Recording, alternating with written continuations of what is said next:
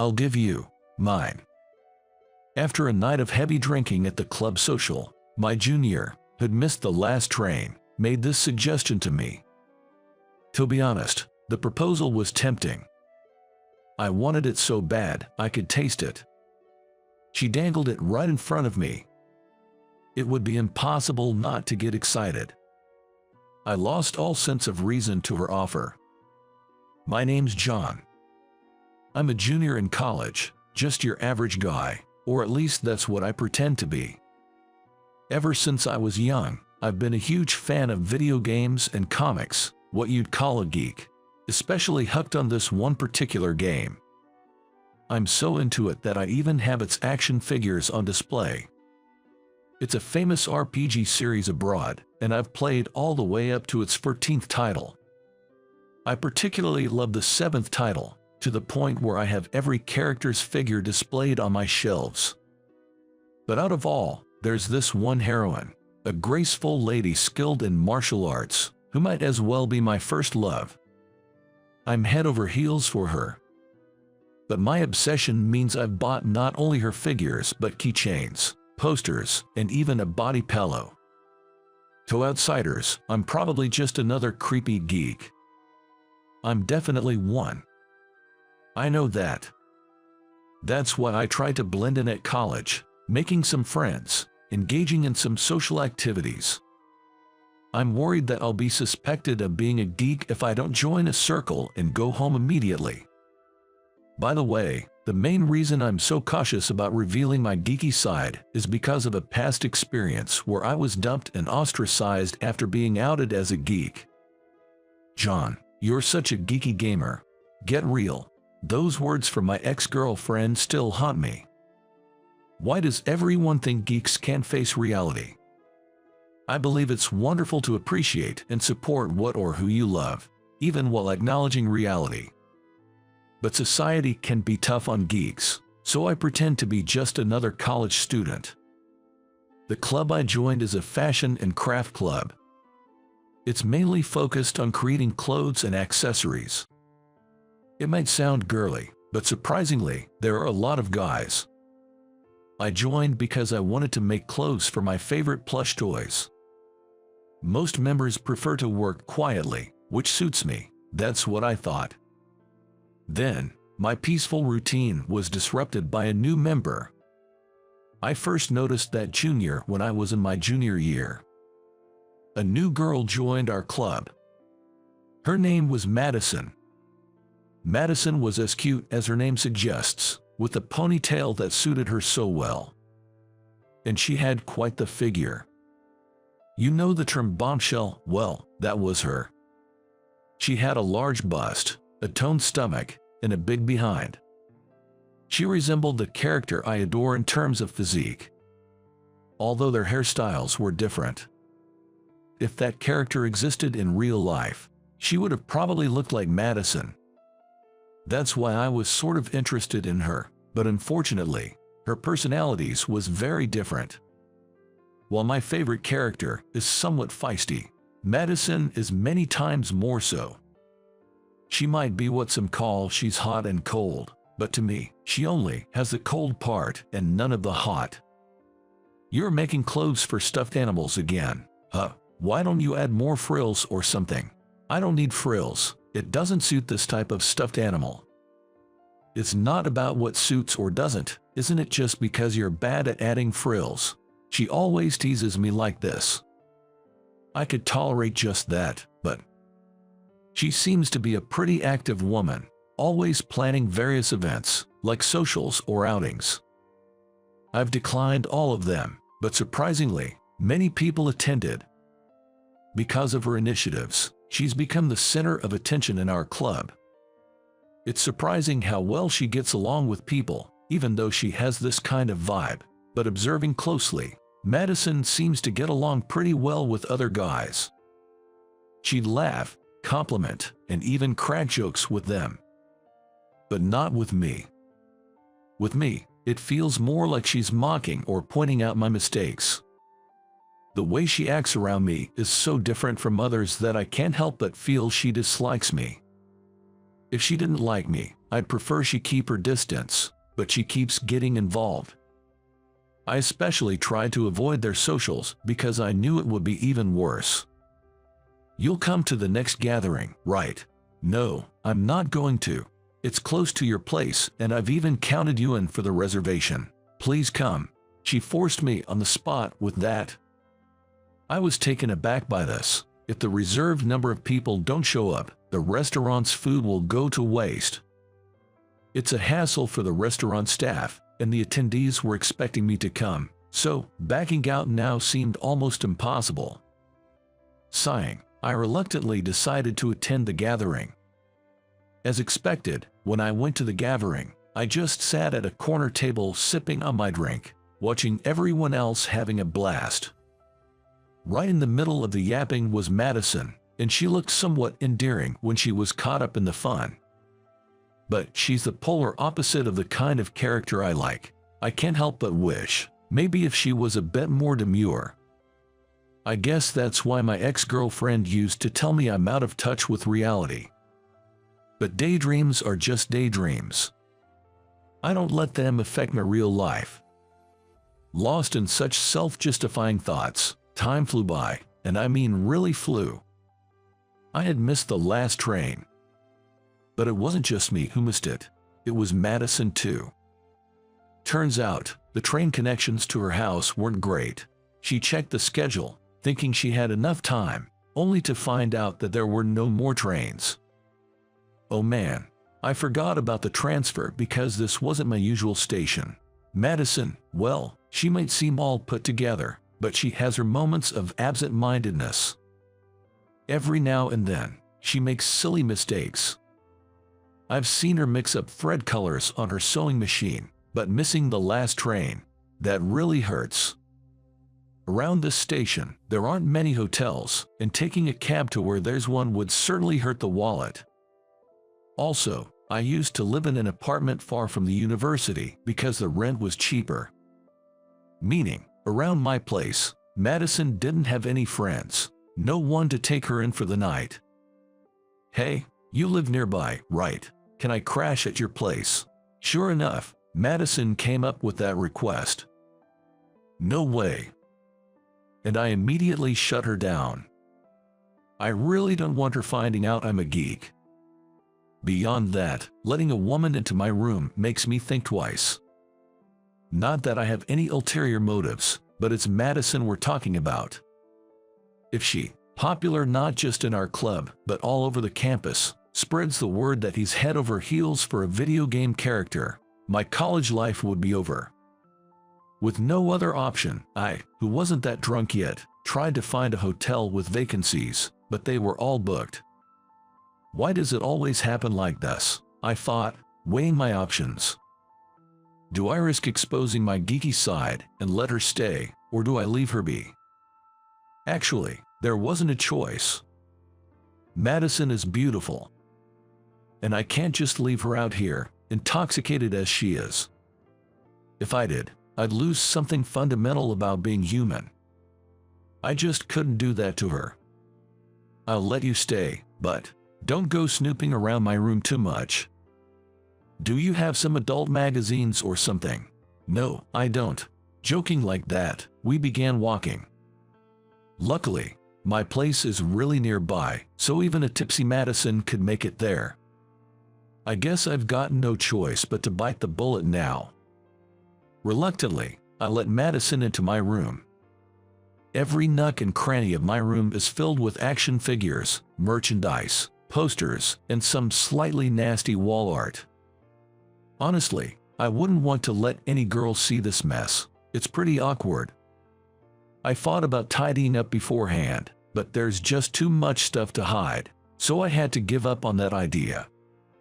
I was certain Madison would mock me, saying things like, "You've got so many girl action figures, it's kinda creepy," or "Oh wow, so making outfits for plush toys was your hobby, huh?" But to my surprise, oh, is that T from the Final Fantasy series. By the way, this series is a game title, and T is my favorite character from it. Wait, you know it? I don't just know it, I absolutely love it. Especially Final Fantasy VII. Oh my, you have the main character's action figure too. I adore this character. Madison's eyes were shining like I'd never seen before. Those eyes, they were definitely the eyes of a geek. I knew because I'm one of them too. And she seemed to be quite the hardcore fan. I missed out on that figure in the draw. I'm so jealous you have it. I just got lucky. The odds were really against me. Wait, Madison, you're a geek too. I was taken aback by this surprising side of her. She blushed and hesitated a bit. Yeah, I am. But you know, nobody around me plays games, and I can't really talk geek stuff with non-gamers, so I kept it to myself. It's nice to find someone with the same interests. Where did that usual cheeky Madison go? Seeing her slightly embarrassed smile was quite the contrast. I'm not into hot-cold personality, but there's something about that gap in personality. As I was lost in thought, Madison began looking around my room. This poster of T is so cute, and you have so many cool merchandise, but there's one thing that's a bit disappointing. She was excitedly looking around my room when suddenly, her eyes fixed on me with a stern look. Did I do something? I thought, tilting my head. Madison then pointed at my figure shelf with a snap. The way you've arranged these figures is so messy. We can't see the T in the back. To be called out for my figure layout was unexpected, and I was left dumbfounded.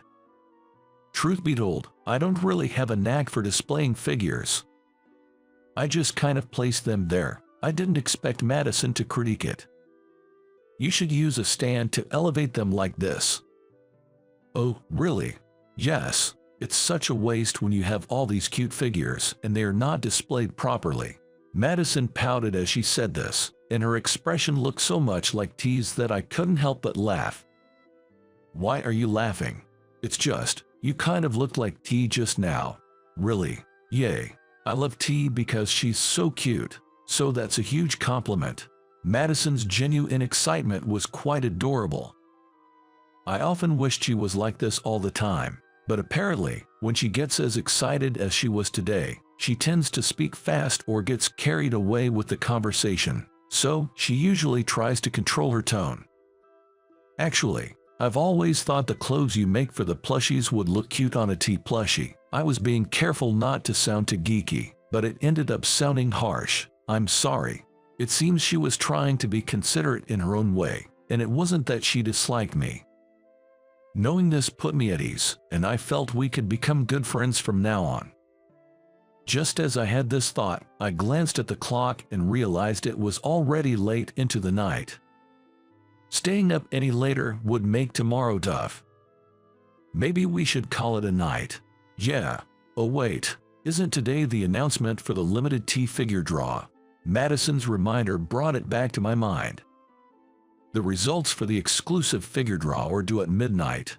It seems Madison had entered the draw as well, so we both checked our emails. And the result was, I didn't win. What a bummer. Frustrated, I slammed my fist on the floor.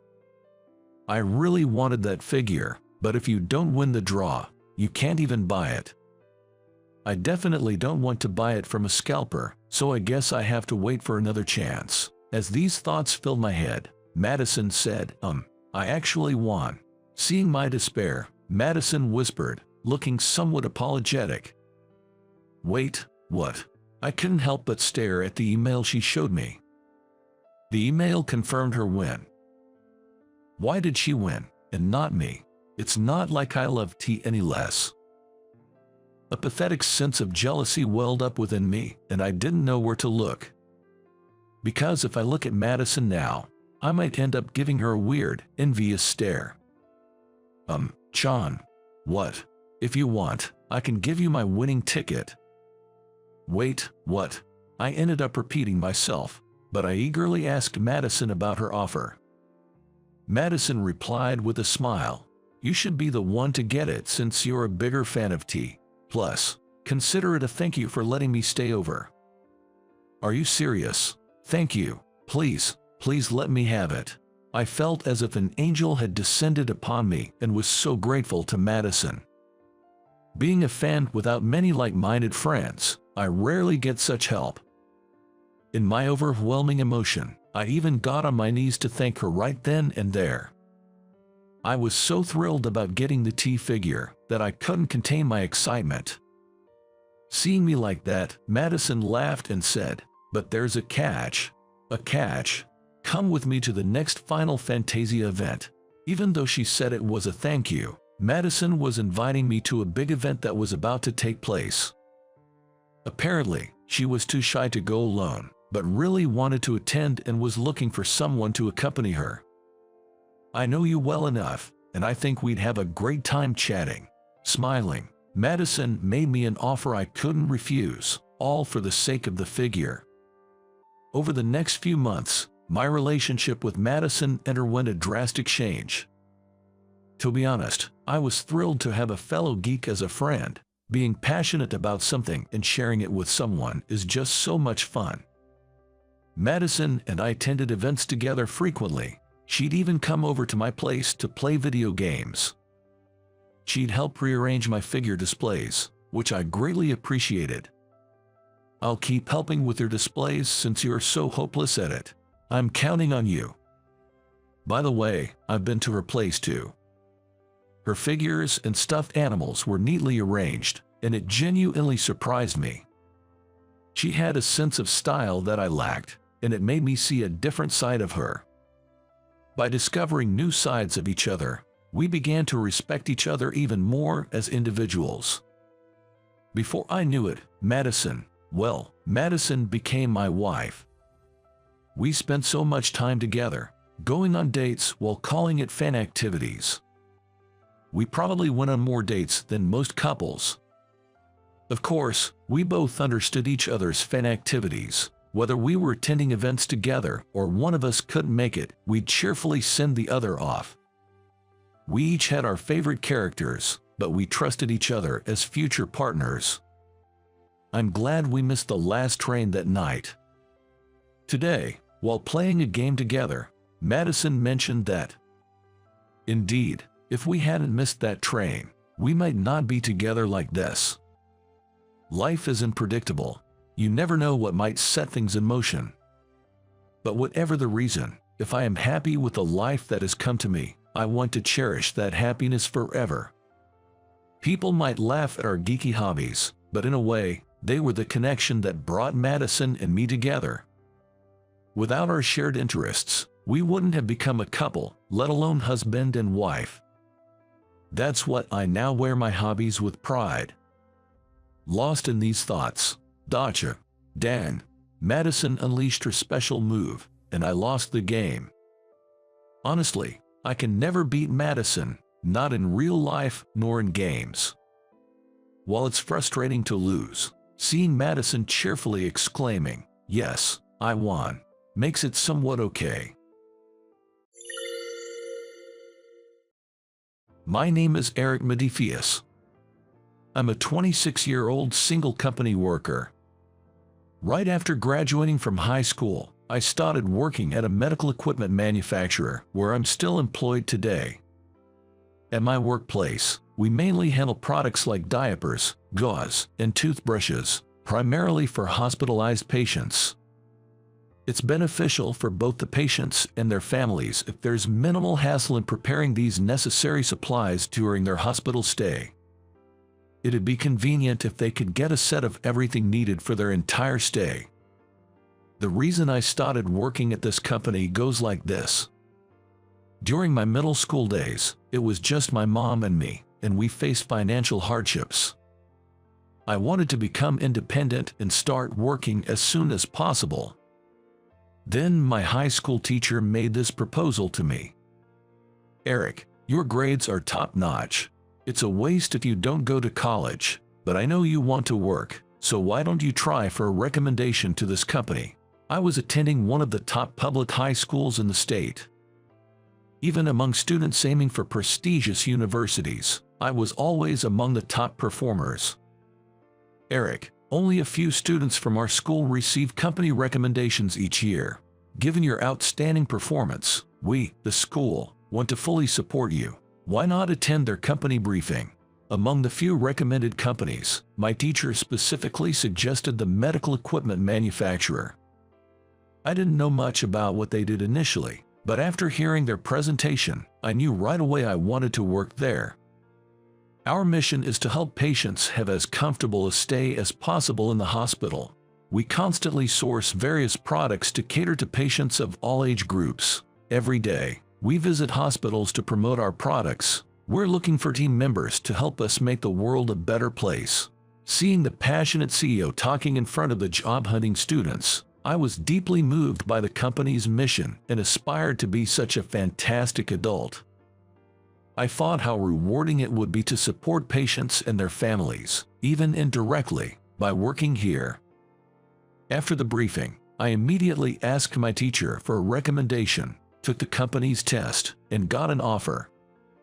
"Eric, we're so happy to have such a talented person like you join us. Let's work hard together." With those words, the CEO extended his hand with a smile.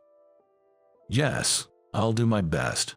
Shaking his hand, I was determined to be a responsible adult. Now, I still work as a salesman, feeling fulfilled every day, and before I knew it, I've been with the company for 8 years. But there was someone who would become a significant concern in my otherwise smooth-sailing corporate life. Recently, after a department transfer, Mr. Brown, my new boss, seems to have taken a dislike to me. He always accompanies his subordinates to check on their work, but for some reason, he always chooses me. "Eric, get the car ready now." "But aren't we scheduled to go on sales calls in an hour, sir?" I changed my mind. "Remember, you're my subordinate, and do as you are told." Without arguing, I quickly grabbed the company car keys. Mr. Brown regularly gave me such last-minute tasks. At first, I didn't understand why he was being so unreasonable, but I eventually learned the reason. He is a graduate from a top-tier university and apparently values educational background a lot. Because I joined the company right after high school, he doesn't seem to think highly of me. Before I was transferred, I heard from others that he would often complain, saying I hate working with high school graduates because they're useless. As for me, it felt incredibly unfair, but there's no way I could talk back to a superior. Even though I've been struggling in my current situation, I don't intend to quit my job, so I just have to endure it for now. Then, one day, just like usual, I went on an outside sales call with Mr. Brown. Our current branch is located in a rural area, similar to the Midwest, so it takes a significant amount of time to travel. Spending long hours in the car with him was a pain, but the beautiful countryside view from the window somewhat eases it.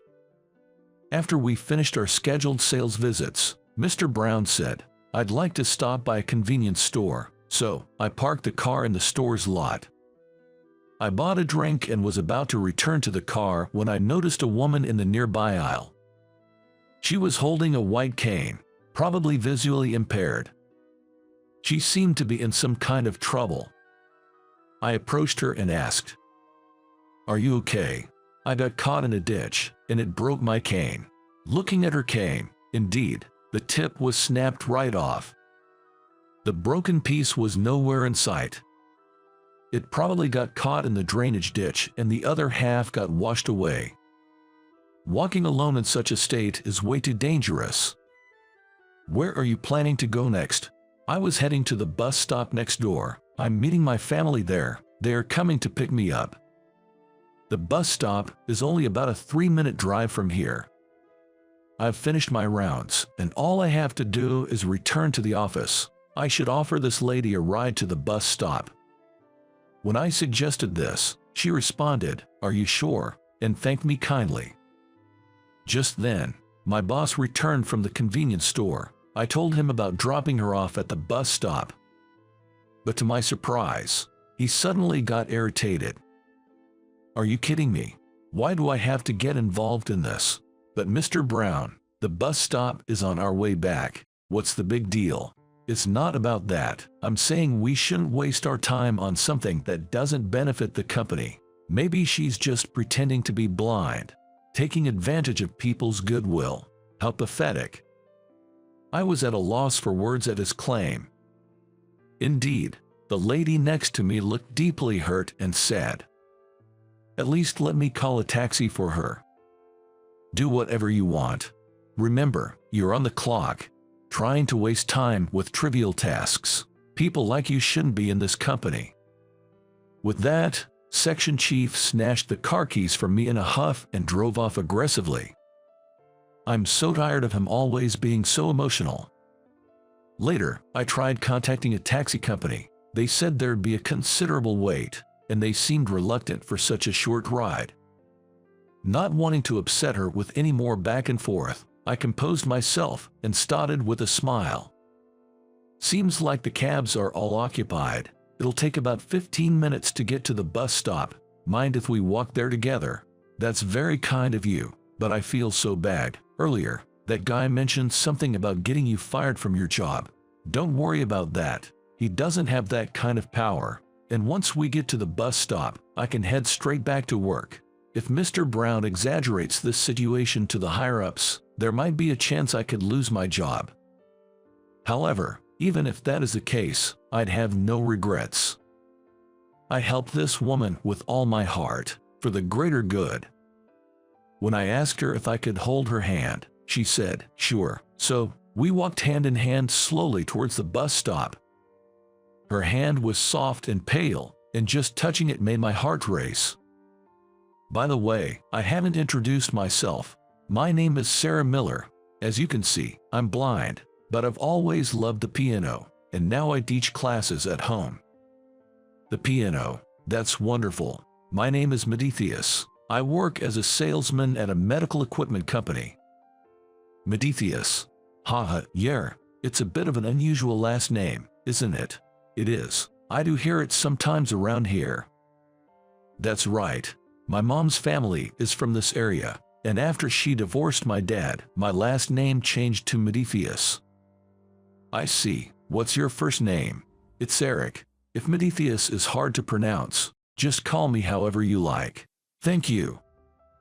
I was completely captivated by the beautiful and kind Sarah. Though we'd just met, there was a strangely familiar feeling about her. Our conversation was so enjoyable that before I knew it, we had reached the bus stop. "Thank you so much. As a token of my gratitude, please use this for a cab. I'd like to pay for your fare." No, please, don't worry about it. "Oh, here, just in case, here's my business card." Sarah tried to hand me a $100 bill, but I refused and gave her my card instead. A cab happened to stop nearby, so I said goodbye to Sarah and headed back to work. Surprisingly, Mr. Brown was out of his seat. According to other employees, he apparently went to another client, leaving me behind. Seems like he might have given up on me. As expected, he seemed pretty furious about the whole situation. Oh boy, what's next? As I was engrossed in my work, I suddenly heard a familiar voice calling me from behind. "Eric, could you come here for a moment?" The CEO, who's usually at the headquarters, was calling me over with a distressed look on his face. Am I about to be fired? When I entered the room, the CEO began. "The head of General Hospital just called, and they've decided to cut all ties with Mr. Brown." "What? From General Hospital?" "General Hospital is our biggest client. Not only is it large in scale, but it also has several affiliate hospitals. This means that they have the final say in which companies they associate with.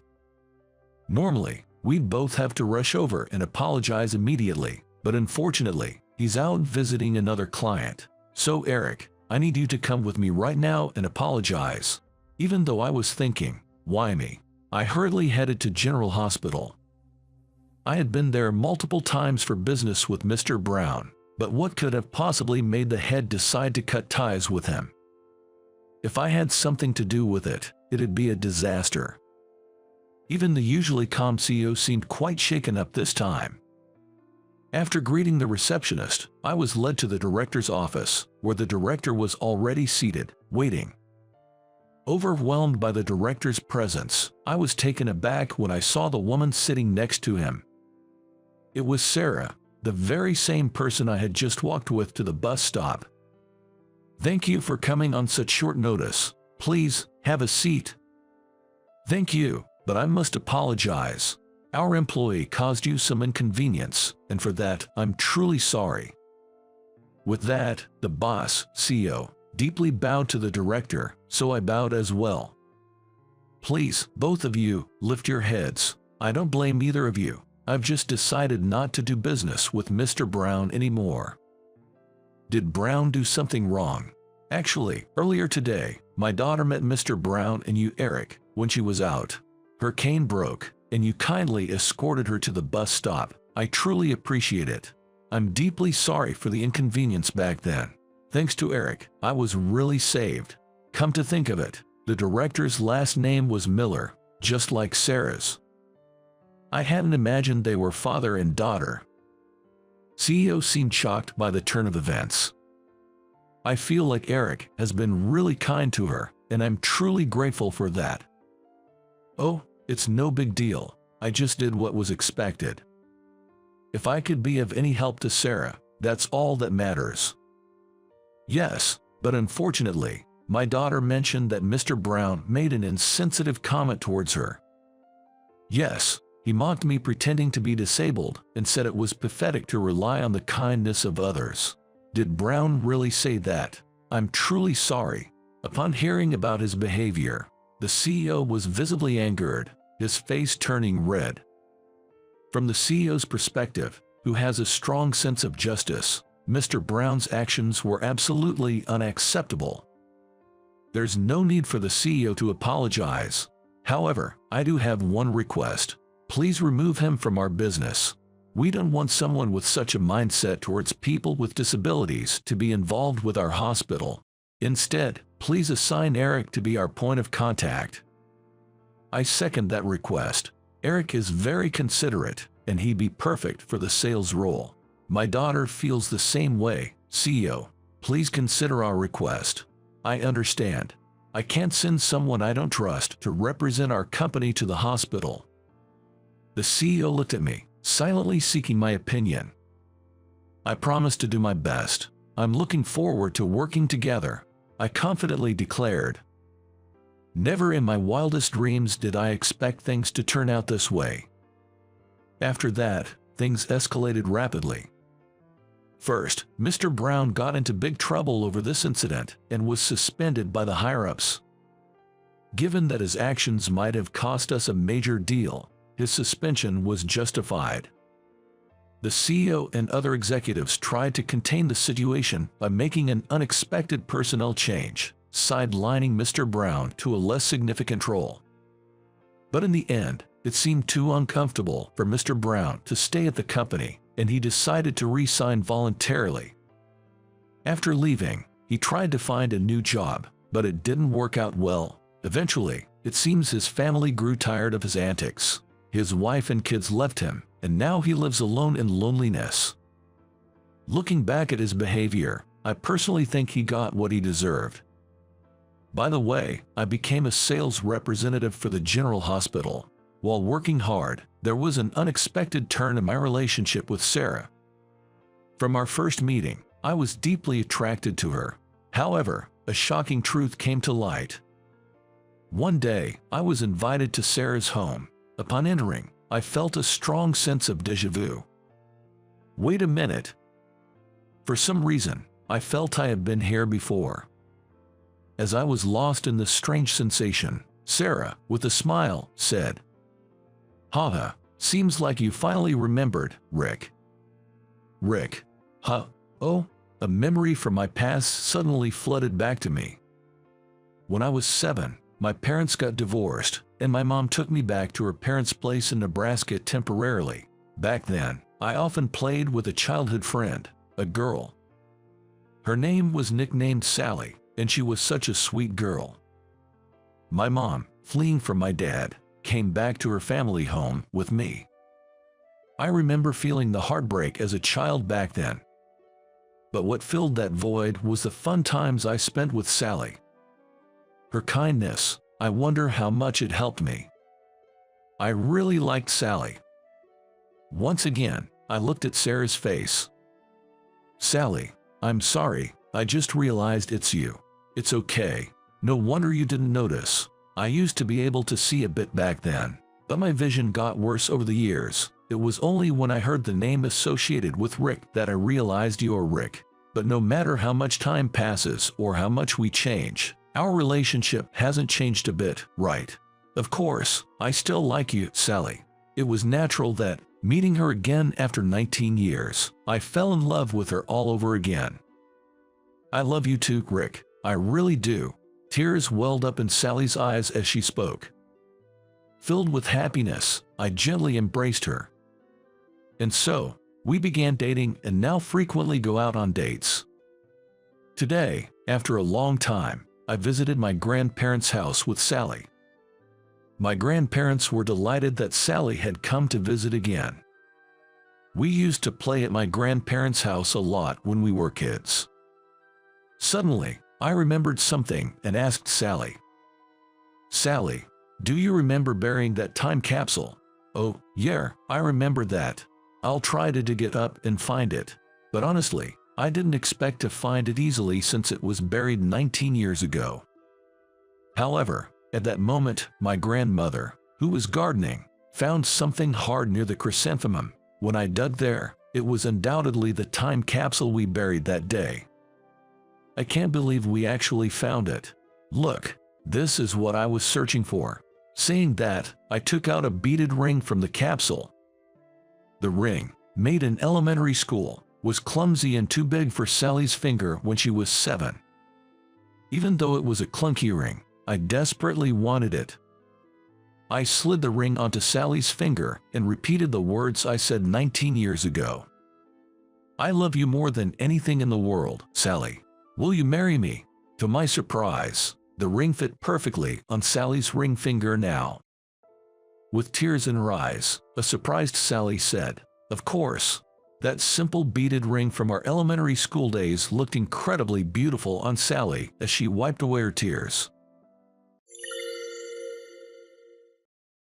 They say a lot can change in 10 years, but for us, it's been 12 years since we graduated middle school, now knocking on the door of our 30s. Taking this milestone, a reunion for our 8th grade class was organized. I'd received invitations every few years before, but this was my first time attending one. My name is Michael. After graduating middle school, I immediately started working and chose the path of a chef. Because of this, I lost touch with most of my classmates who went on to high school. Meeting classmates after more than a decade, it was only natural that everyone had grown up, and there were those whose faces or names I couldn't recall. Those whose faces were familiar but names escaped me, and those I recognized instantly. My middle school days weren't exactly filled with just good memories. Yet seeing everyone now, nostalgia permeated every moment. About 15 minutes past the scheduled start of the reunion, most attendees had arrived, and everyone, drink in hand, was engaged in conversation, waiting for the opening remarks from the organizer, who had been a class representative, Susan. I was alone, observing all of this from the side. "Your kid's in elementary school now, so you finally bought a condo. I got an informal promotion to section chief. Thanks for being there at my dad's funeral." I couldn't say I got promoted to department head. He was so happy about being section chief. I could hear my classmates' conversations. Joy and sorrow, jealousy and envy. Is sharing those experiences what being former classmates is all about, I wonder? The only one not here yet is Mia. Shall we start? I heard the voice of Susan, who had been a motherly figure and class representative, and now the organizer of this reunion. I quickly turned on the speaker and handed the microphone to Susan. Then, I ran to close the open entrance door. Despite the restaurant staff being perfectly in place, I couldn't help but bustle around. Even the staff seemed apologetic. It wasn't about being tight-fisted, but but my bad habit of doing everything myself was kicking in. It was when I bent over to close the entrance door. I saw, on the other side, the legs of a woman wearing crimson high heels. I involuntarily looked up and found a woman, clad in an expensive-looking dress and wearing model-like makeup, looking down at me. "Huh, are you, by any chance, Pua?" It was a remark let slip by Susan about the one participant who hadn't arrived yet that evening. It was Mia. Staring intently at my face, she said, "So, what are you doing there, still as broke as ever?" As I stood there flabbergasted, she snorted with laughter and went inside. The words Mia showered on me about being Pua were passed along like a game of telephone by the classmates who heard them nearby. During this, Mia proceeded further inside, her face tight. Then, out of nowhere, a man's voice rang out. "Don't be late, Pua person number 1." At that voice, Mia's feet stopped dead in their tracks. "What's this Pua person number 1?" It was the first time I'd heard it, but it seemed to be about Mia. "Who was that?" The organizer, Susan, immediately yelled into the microphone. The venue fell into a hushed silence. A faint rustling noise came from the speakers. Susan's hand was shaking, causing the microphone she was holding to rub against her collar. Susan was furious. So furious that her hands were shaking. Mia, her face even more tense, continued to move deeper into the venue step by step. Susan regained her composure and made a very socially courteous greeting. For hosting this reunion, we talked Michael into letting us reserve his restaurant that he owns. Susan gestured for the attendees to applaud, and a round of applause broke out. I responded with a slight nod. When I looked up, Mia was in my line of sight. She seemed to have never dreamed that I would own a restaurant and was staring at me with wide eyes in surprise. Since it was my own middle school reunion, I planned to just be one of the guests that day and not worry about work. But it's my restaurant. I found myself peeking into the kitchen, unable to settle down. In the midst of all this, I was summoned by the organizer, Susan. "Stop fussing over things, let's enjoy the reunion." As I hesitated over what to do, the restaurant staff pulled out a chair and urged me to sit. That's when I realized I had been unconsciously avoiding face-to-face conversations with my classmates and had been helping the staff. Well, no use in running away. I steeled myself and joined the table where Susan and the others were sitting. We toasted at Susan's lead. "I thought you might refuse, but thanks for letting us reserve the place." "No big deal, it's business after all." When I responded to Susan, a guy next to me patted my shoulder and said, "Exactly." Then, Susan shook her head vigorously. She said, "Think carefully about what we did to Michael in middle school. What my classmates did to me in middle school. At that time, my family was at the peak of poverty. Due to my dad becoming a guarantor, we fell into debt, and he overexerted himself to repay it, eventually breaking down and becoming unable to work. We moved to a smaller, cheaper apartment, and I transferred schools in the middle of the first term of 8th grade. I transferred to a coeducational class where Susan was the class representative.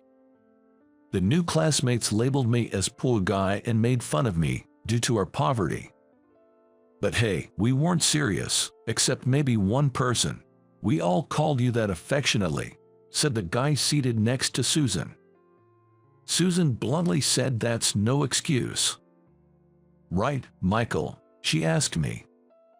I, being asked to agree with Susan, responded with a bitter smile. Susan, being the class rep, bowed her head, saying she should have done more to help everyone. "It's late for regrets, but please forgive us." She bowed deeply, and others followed. I get it, sure, being called Pua was hurtful at first. I was hurt, being ridiculed and made fun of. However, At one point, I decided it was fine. Even if poverty was all I had and no matter how much I was trampled on, I thought it was fine. One day just after the second term started, I was made to run errands after school. Someone said they were thirsty because it was hot on our way back through the park, so we decided to buy cold drinks. I didn't want to spend money, so I had no interest.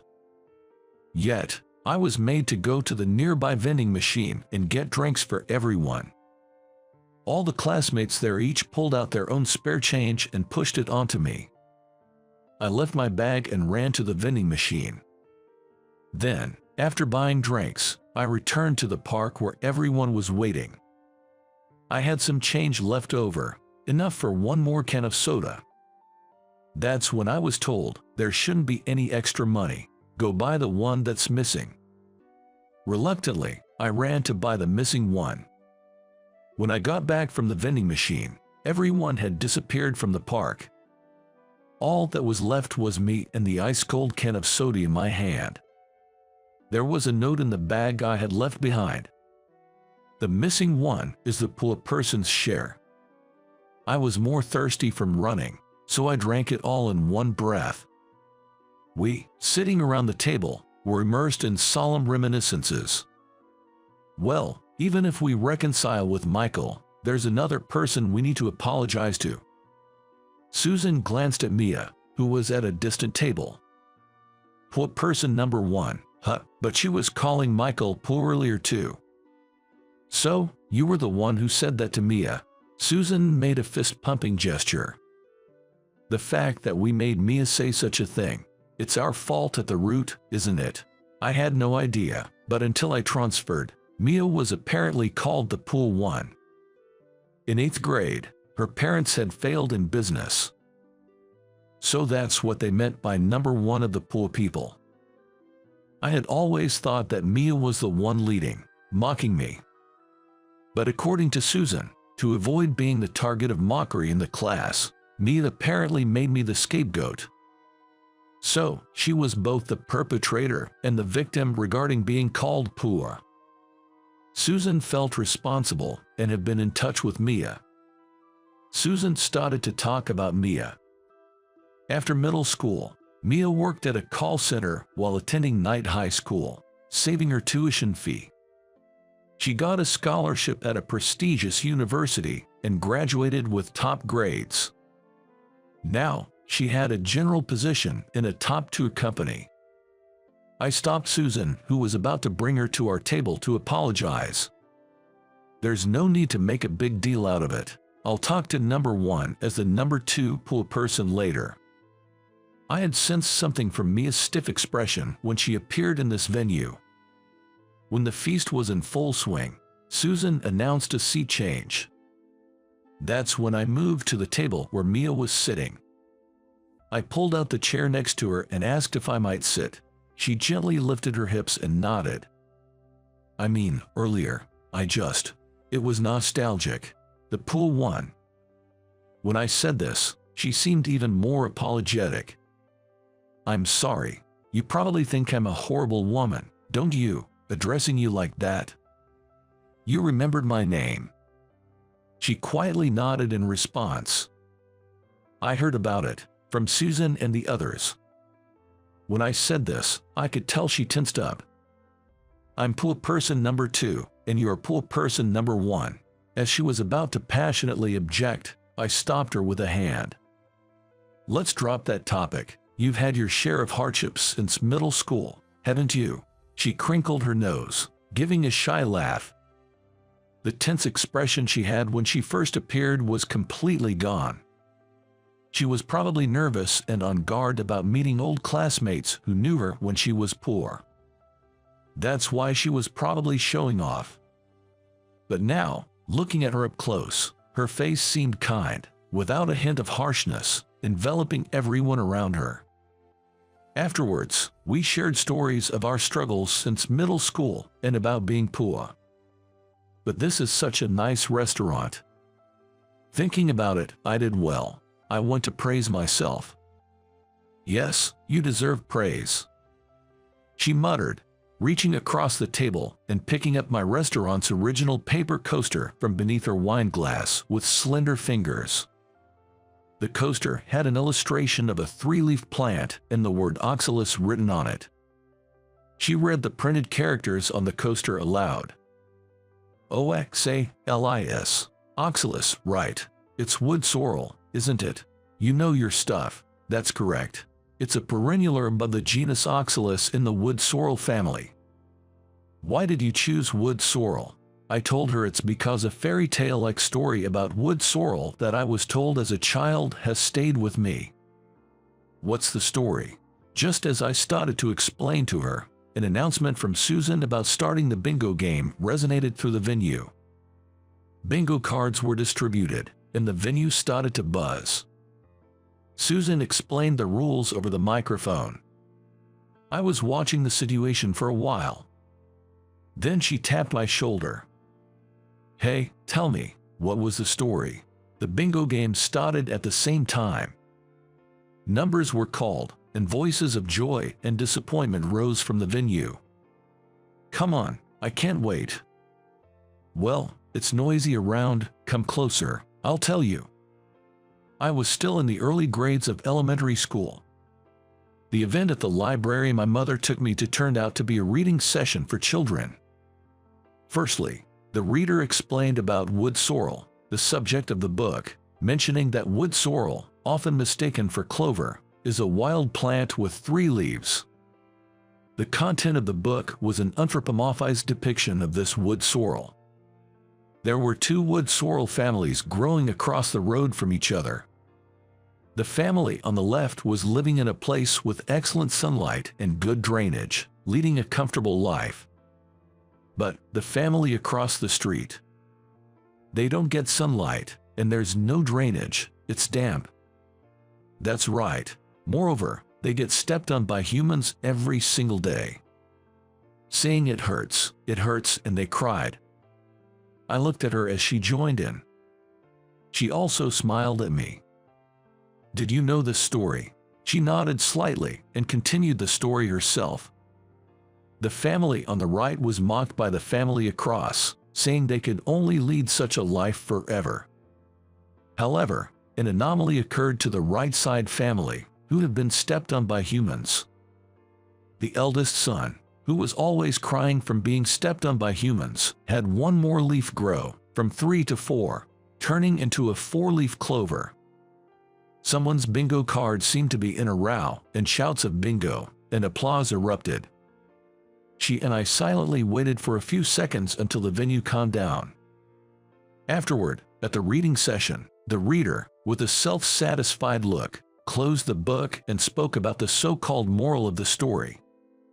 All the good kids here, no matter how tough times they face, even if someone steps on them, if they live without giving up, their 3 leaves can become 4, and they can be happy. Hearing that, little me thought, what is he talking about? Oh, why? Because it's the humans who are happy, thinking that having an extra leaf is fortunate, not the wood sorrel, who finds a 4-leaf variant rare or a sign of good luck. I thought it was a story possibly made up by adults.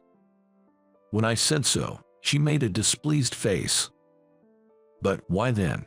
Why does it remain in your mind to the extent of becoming the design of a diner's coaster?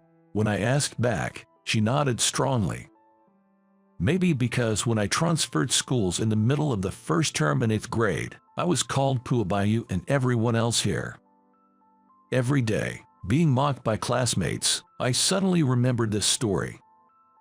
And I could be content, realizing that even if the only environment available to me was poverty, and no matter how much I get stepped on by people, it's okay. But Michael, you thought when you were little that happiness from having 4 leaves was just adults' made-up story, right? Yes, and that hasn't changed. But if it's not happiness, is it unhappiness? She scrunched her nose, thinking deeply. I've never thought of myself as happy, but I haven't worried about being unhappy either. If it's neither happiness nor unhappiness, then what is it? Well, it's not unhappiness, I guess. Susan, the former class representative and now the organizer, announced the end of the reunion and the plan for the after party. About 2/3 left after the main party due to various circumstances. We, still wanting to talk more, decided to join the after party. The story of the wood sorrel, which becomes a four-leaf due to harsh conditions, had slight differences in interpretation, but it was a mental support for both Mia and I during tough and painful times. Did you read that story in a book? She, too, had participated in a story reading session during her childhood. When I went, I remember, the reader, they had hair dyed in several colors. Were they wearing flashy colored leggings, like an old lady-like dude? Yes, exactly, someone like that. Though the venue was different, the story reading session we attended as children was by the same reader. As Mia and I were immersed in such a conversation, "Hey, point number 1 and number 2, you both look like you're not hurting." The guy who was beside Susan all along at the first party, clearly drunk, interrupted us. Immediately, Susan came to take him back. "Come on, don't get carried away. Come back here," she said, pulling him away from us. "I hear those two are getting married soon." I was slightly surprised and looked at Susan and her companion. "I had fun. I'm so happy, meeting everyone. It's been a long time. That guy, he's just let bygones be bygones. Acts like he's got it good." When I murmured so, Mia leaned in and said, "You know, Michael, what you said earlier about being neither unhappy nor happy, I think I get it, because I am no longer poor and unhappy like before, but I'm also not happy." Saying this, Mia took out a paper coaster with an illustration of a wood sorrel that she had brought from my shop. "Why does this illustrated wood sorrel have only 3 leaves? Why didn't they draw it with 4? I felt caught off guard by her question. I didn't think about it. Why didn't I draw a 4-leaf illustration? As I thought seriously, with my arms crossed, she peered at me and said, "Maybe you've never found a 4-leaf in clovers or wood sorrel." Then it hit me. No, I'm still looking for one, a 4-leaf. I raised my voice and looked at her. Then she created a radiant smile. "Me too, I'm also looking for one." She gave me a warm look. I held her hand on the table and said, "How about do it together? Shall we look for it together? Together, you and me. Yes, you and me." When I said this, instead of replying, she gripped my hand tightly. I thought to myself, even if the sun doesn't shine, no matter how muddy the path, I will walk this path further. Maybe, no, surely, together with her. I was at rock bottom after my wife left me. It was a sweet woman with dimples who rescued me when I was questioning my own purpose in life. At that time, I never imagined our relationship would turn out this way. My name's Logan. After graduating from college, I landed a job in a top-tier company. Typically, after the training period for new employees, they'd be assigned to a branch office near the headquarters, but I was assigned directly to the headquarters. The job was rigorous. Only good results were acceptable. It was demanding from the beginning. Determined not to fall behind my seniors, I strived hard and rapidly improved my skills. I graduated from a prestigious university. Always loved studying and aimed for the top. Perhaps it was sheer luck that brought me this far. However, these 2 qualifications seemed to naturally boost my image. I'm fairly tall, but I'd say I have a pretty average appearance. Fashion isn't exactly my strong suit. Still, thanks to my credentials, I often got approached by women. My 20s went by in a whirlwind, with both work and personal life keeping me on my toes. After working at the company for several years, I hit the age of 30. Professionally, I might not have any official title yet, but I felt I was on the brink of becoming a supervisor. On the personal front, I started dating someone a friend introduced during a night out, and just last year, we tied the knot. We moved into a reasonably spacious and stylish apartment with a great view and were thoroughly enjoying our newlywed life. With my salary, we were comfortable, and considering our plans to have children, the physical toll, and future considerations, my wife chose to be a full-time housewife. Things at work were going smoothly, and every day I would return to a home where my wife was eagerly waiting. Everything seemed to be sailing smoothly, at least up to this point. Then one day, a transfer notice came in. The new location, a rural branch office, quite the contrast from the bustling city I am accustomed to. The notice did mention supervisor, so it was undeniably a promotion, but having assumed I'd stay at the headquarters, I was visibly shaken. I headed home and broke the news to my wife. But there was no joy in the promotion for me. The first thing out of her mouth was, "Why such a countryside? What's going on?" I was told by HR that they needed my skills at the new location. Even after relaying this to my wife, she seemed far from convinced. Moreover, the new place would require a move. While my wife was struggling to come to terms with it all, we didn't have much time before the move, so we started looking for a new place to live and went for some viewings. Throughout the day, as we visited multiple places, seeing the town, the buildings which looked like shabby apartments if we were in the city, her mood progressively soured. On a whim, we drove by the new branch office. The sight of its worn-out walls against the backdrop of a fading town wasn't encouraging. She was speechless, just entering this place. She couldn't accept the continuous unsettling events, and our views couldn't align. We ended the day with just the viewings. Once we got home, discussions turned into arguments. Sure, it's labeled as a promotion, but isn't this just a demotion in disguise? If you work there, you'll never get a promotion or a raise. We could be living below our means for the rest of our lives. So my wife complained in tears. Our discussions reached a deadlock, and before we knew it, moving day arrived. We decided to keep our electronic appliances in the city apartment for now. I took only my belongings and moved into the new apartment alone.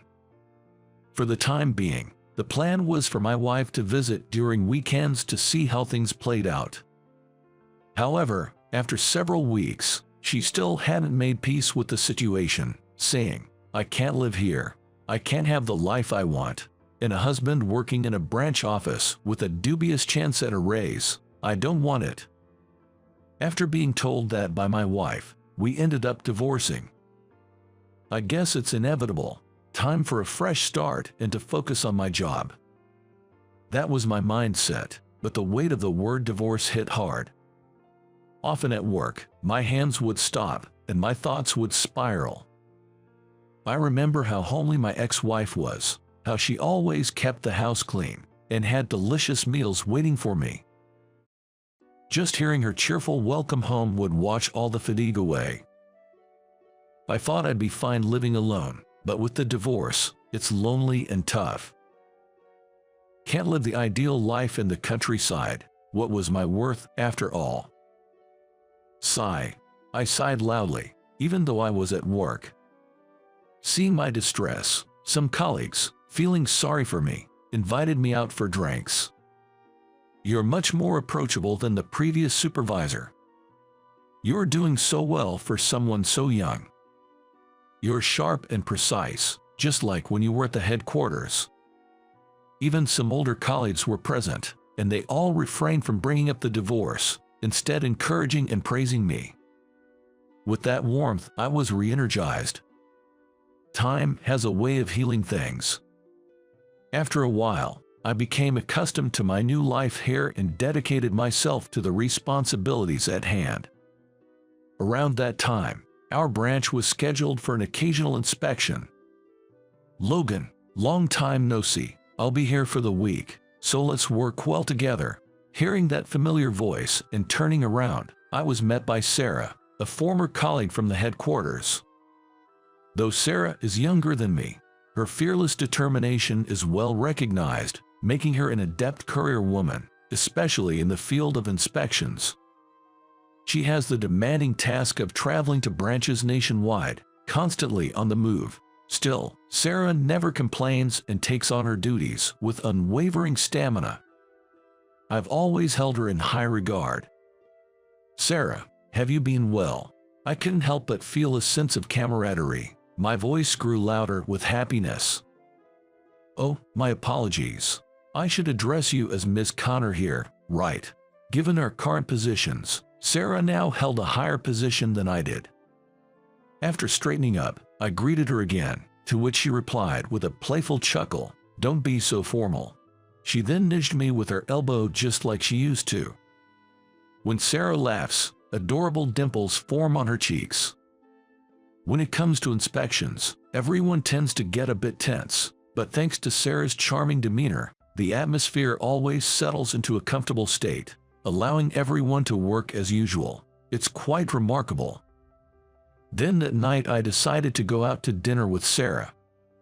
She was staying at a hotel nearby, and since she was planning on dining out, she asked for restaurant recommendations. Even though it was just the two of us having a meal, our conversation was mostly about work. In such a relaxed setting, we could discuss matters we wouldn't have time for at the office, making the time fly by fruitfully. As our meal and conversation neared its end, I noticed Sarah glancing at her watch. "I'm sorry, we've been here quite a while, haven't we? We should probably head out. Your wife might be getting worried," said Sarah as she began to prepare to leave. Seeing the look on my face, she tilted her head in confusion. "Well, the thing is," I then shared with her that I had gotten divorced. I went into the reasons as well, and as I spoke, Sarah listened attentively, nodding from time to time. She then casually remarked, "You know, with your capabilities, I'd expect you to be back at the main office soon." Surprised by her candid statement, I asked, "What do you mean?" Sarah responded, "It's probably a temporary placement. Once you've turned this branch around, I bet they'll want you back at headquarters." Her tone made it sound like a given. I was curious about where she had gotten such information. Sarah chuckled and said, "Don't underestimate a woman's network." I was all ears, completely absorbed in the conversation. The distance from the city hustle, the divorce, and even though my duties might have been lighter than at the headquarters, perhaps my spirits had been down without me realizing. I had perhaps underestimated myself. Seeing this, Sarah laughed and said, "Do you even realize how talented you are? Your skills are well known at the headquarters, and of course, I'm aware too." She ended on her usual cheerful note, "You better keep up the good work," and gave me a pat on the shoulder. The pain thawed, but it rekindled my spirit completely. I'll return to the main office someday. With that resolve, I worked even harder. Time flew by, and before I knew it, I was 35. "Thank you, sir," one colleague said. "I'll miss you. I hope to be just like you someday." I received a large bouquet and shook hands with everyone in my department. I worked exceptionally hard as a supervisor, leading our team to great success. I also mentored my successor, who then moved up to a managerial position. In recognition of my accomplishments, I have now returned to work at the headquarters. Even though I was returning to the same department as before, I got a promotion. I'd be joining as a department head. The bustling city atmosphere felt familiar, while the air quality was so-so. I've always loved the vibrant energy of the city. I took a few days off to handle my move and settle down before officially starting at the main office. My colleagues at the headquarters, knowing it would be hard to coordinate once I got busy, decided to throw me a welcome back party during this break.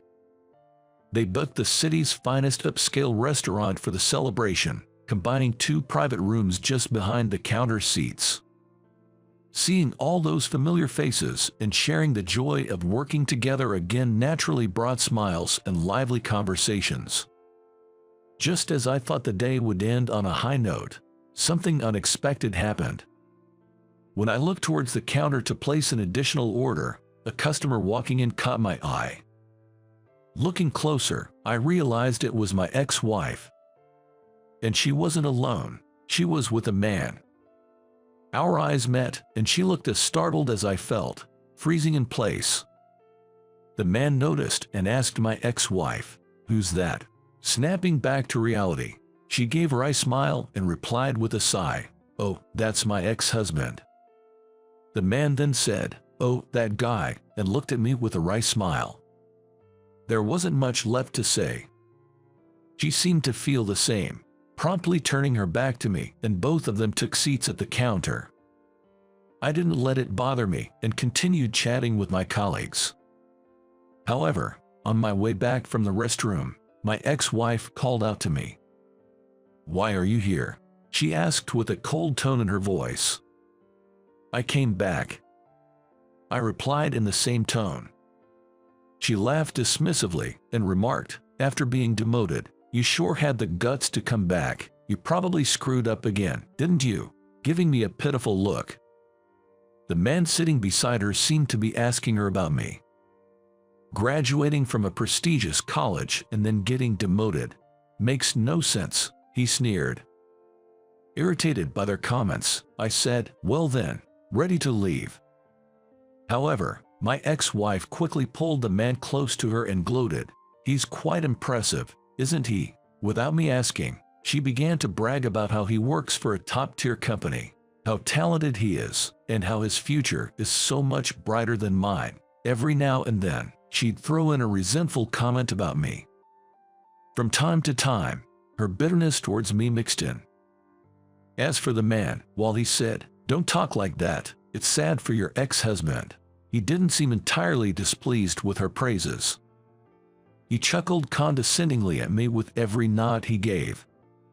I tried to tune them out, looking for the right moment to head back to my seat. Just then, a colleague heading to the restroom stopped in his tracks. "Hey, isn't that you, Jake?" My colleague recognized the man and addressed him. "Oh, it's a pleasure. Quite the coincidence," Jake responded. It seems they know each other. They started chatting lightly, but the man kept stealing glances at me. "Wait, do you work with this guy?" Pointing at me, he asked my colleague. I wonder if they seemed close. My colleague looked surprised that the man didn't recognize me. "Hey, you can't talk to him like that. He's our new department head, and so young and impressive. You should greet him properly. I mean, seriously, this man, this Mr. Stern, is something else. He's the youngest ever in our company's history to be promoted to this position." My colleague gleefully shared this, briefing me on the details about this Jake guy before taking off. Turns out, this man is a sales rep from a major supplier who frequents our department. After hearing about me from my colleague, the man whispered, "Is Logan the one I've heard rumors about?" His face progressively paled. My ex-wife seemed momentarily stunned but soon snapped, "Wait a minute. You mean he's higher up than you?" and confronted the man with a frustrated look. Still pale-faced, the man muttered something about needing to greet me properly but was taken aback by my ex-wife's rebuke. There's no point in sticking around to watch their spat. I locked eyes with the man, saying, "So you're Jake, right? I'll remember that," with a pleasant smile, then made my way back to my seat. Yet, I could still hear voices from behind. Glancing towards the bar seats, my ex-wife and the man seemed to be having an ongoing dispute. When our eyes met, Jake quickly looked away, urging my ex-wife, "Let's leave now," and quickly settled the bill. With a face portraying sheer frustration, my ex-wife gave me one last glance, then slammed the door on her way out. Soon after, I returned to my dream position at the company's headquarters. From day one, with a hectic schedule, I felt that old buzz, making me even more passionate about my job. Some time later, I bumped into Jake at work. He immediately approached me, deeply bowing, apologizing for his rudeness that day. I told him I didn't mind at all anymore, but given his sincere regret, I offered, "Want to grab some coffee?" After a couple of sips, he let out a long sigh, finally appearing relaxed. We made small talk about work, but the conversation naturally shifted to my ex-wife. Apparently, they had a falling out. Whether it was her pride or something else, she ended up breaking things off with Jake. I couldn't help but be slightly baffled. Was she so set on snagging a well-educated, high-earning man? I feel sorry for my ex-wife, too, even though she is beautiful to look at, cheerful and friendly, and has many good qualities. Though Jake came off as a jerk that day, I've heard from others that he's genuinely talented. I cheered him on, telling him to keep his head high. After work, as I stepped out of the office, my phone rang. The screen read, "Sarah." Before I could finish saying hello on the phone, Sarah eagerly started talking. "Hey, it's me. I'm coming back this Sunday." Her voice was as bubbly as ever. Since that inspection, Sarah and I had kept in touch. At first, our conversations were mostly about work. Sarah would often give me a piece of her mind, always offering emotional support. I think the reason I never gave up and aimed higher was probably because of her presence. "I know you better than anyone else. Have some confidence and just do it." That's how she sounds on the phone. Even though she's supposed to be younger than me, it makes me laugh, wondering who's really the older one.